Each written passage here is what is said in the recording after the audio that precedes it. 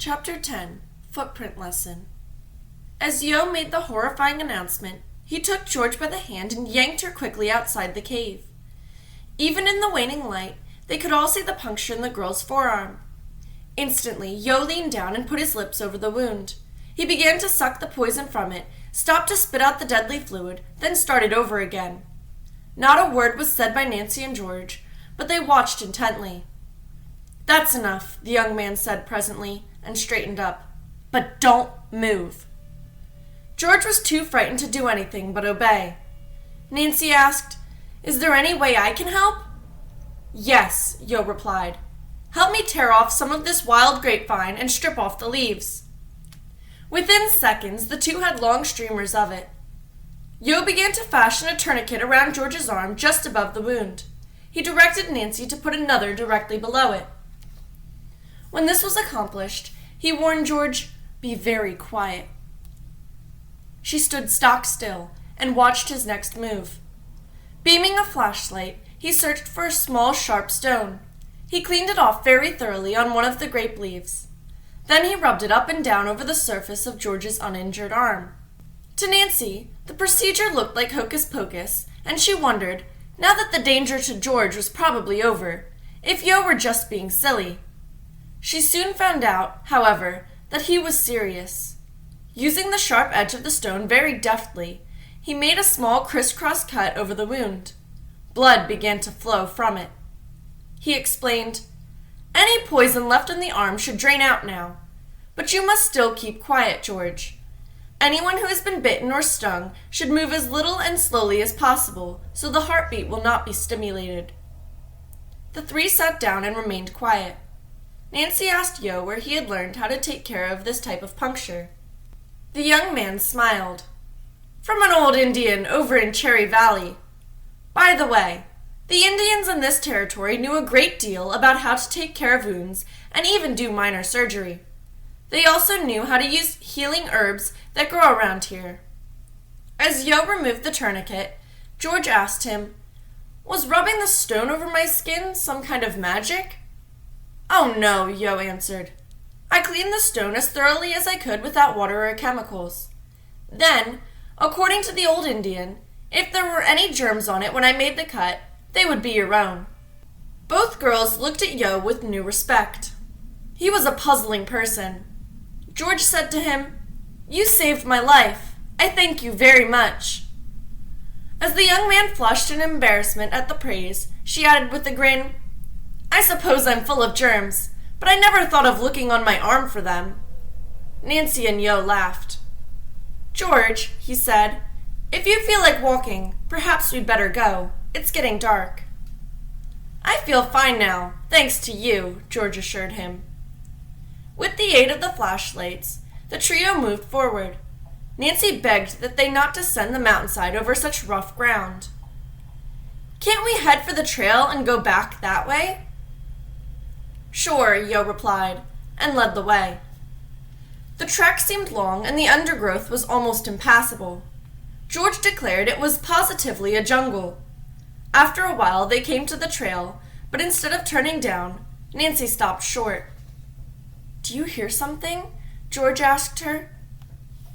"No, but look at the ground. I see a very clear shoe print." Her two companions stared at the mark made by a man's shoe. Nancy beamed her flashlight around, trying to pick up a print of the person's other shoe. "There it is," she said. She leaned down and studied it intently. "If this belongs to either Sam or Mike, his right foot toes out. His left doesn't." George added, "He walks a little unevenly and puts more weight on his right heel." Yo stared at the two girls. "Are you detectives?" he asked. They did not answer, but Nancy crossed the trail and began searching in the woods beyond. But the undergrowth was so thick that shoe prints were impossible to detect. Again, Yo asked if the girls were detectives. They smiled, and Nancy said, "We like mysteries." She and George went on searching. Presently, Nancy said, "The man is tall. He has a long stride." Moments later, the girls spied a different set of shoe prints. Nancy remarked, These were made by hiking boots that probably look the worse for wear. How do you know that? Yo asked, following the girls. You can tell by the unevenness. The man is shorter than the other one and walks straight ahead, but I'd say he makes a funny little ball-like motion with his right foot, which wears out the sole rather quickly. Yo began to laugh quietly. I suppose, Mrs. Sherlock Holmes, that you can tell me how old each man is and if he's a crook.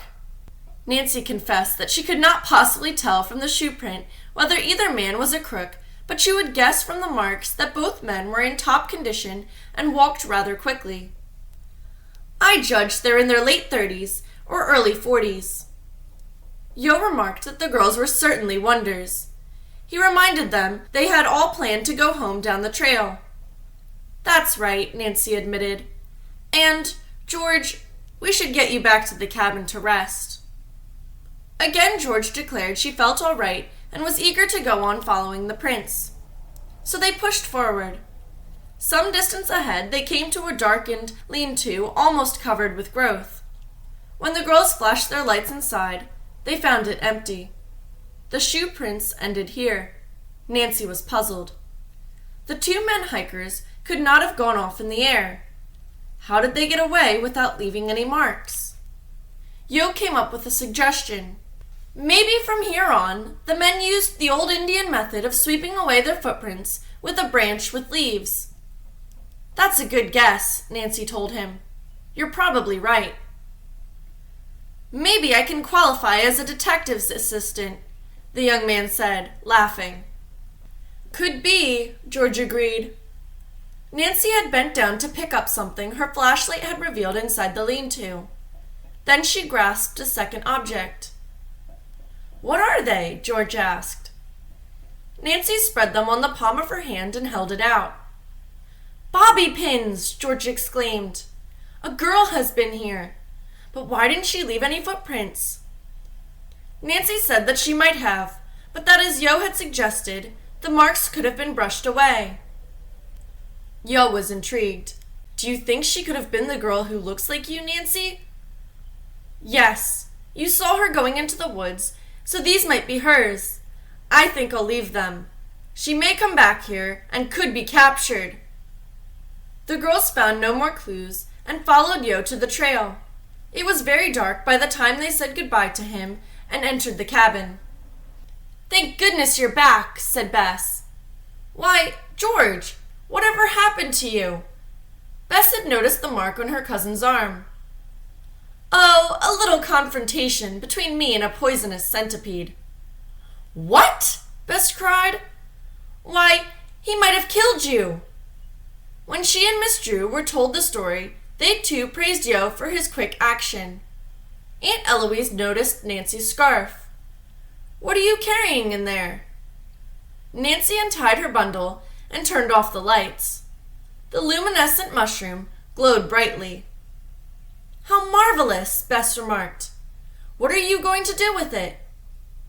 Take it to Karen, Nancy replied. She looked at her wristwatch. It's still early. Bess, let's drive over to her camp now and present it. Bess was eager to go, so the two girls set off in Nancy's car. When they reached Karen's camp, the counselor was just coming back to her tent. She greeted the girls warmly. When Nancy presented her gift, Karen was thrilled. Where did you find this? Nancy told her and gave Karen directions to the cave. But be careful. There are bats and poisonous centipedes in the place. Karen's eyes grew large. Oh, I'd hate to face them. I'll think twice about going there. But thanks millions for everything. This was a wonderful find. At that moment, her young campers began to arrive, so Nancy and Bess said goodnight and headed home. Early the following morning, the girls spent an hour cleaning and straightening the cabin in preparation for the boys' arrival. Nancy moved into her aunt's bedroom and changed the sheets and pillowcase on the bed she had used. Aunt Eloise had gone to pick some wildflowers and set them on the combination living dining room table. What time are the boys getting in? George asked. Between 5 and 5:30, I believe, Nancy told her. The group went out to the porch to sit down and rest before going swimming. They heard footsteps on the path leading to the cabin and soon saw Miss Armitage approaching. Good morning, she said cheerily. How is everything going? We used scuba diving equipment a couple of times, Nancy replied, and really are hunting hard for the child's coach. So far there hasn't been a clue, but yesterday we did make a real find. She told the woman about the valuable old coins. That's wonderful, Miss Armitage said. Do you plan to scuba dive this morning? I came down here hoping to watch you. I thought maybe I might bring you luck. Yes, we're going very soon, George spoke up. In fact, I think I'll get ready now. Nancy and Bess followed her, and in a little while they were ready to make another search for the buried coach. Nancy held the metal detector, and the three friends disappeared under the water. Miss Armitage and Aunt Eloise watched intently. They're wonderful, brave girls, the visitor stated. Yes, they are, Miss Drew agreed. But sometimes Nancy becomes too enthusiastic and runs into danger. Within minutes, Nancy rose to the surface and swam to the dock. Come here and get a treasure, she exclaimed, setting an object on the dock. The object proved to be a child's metal piggy bank that rattled with coins. Both women laughed heartily as they returned to the porch.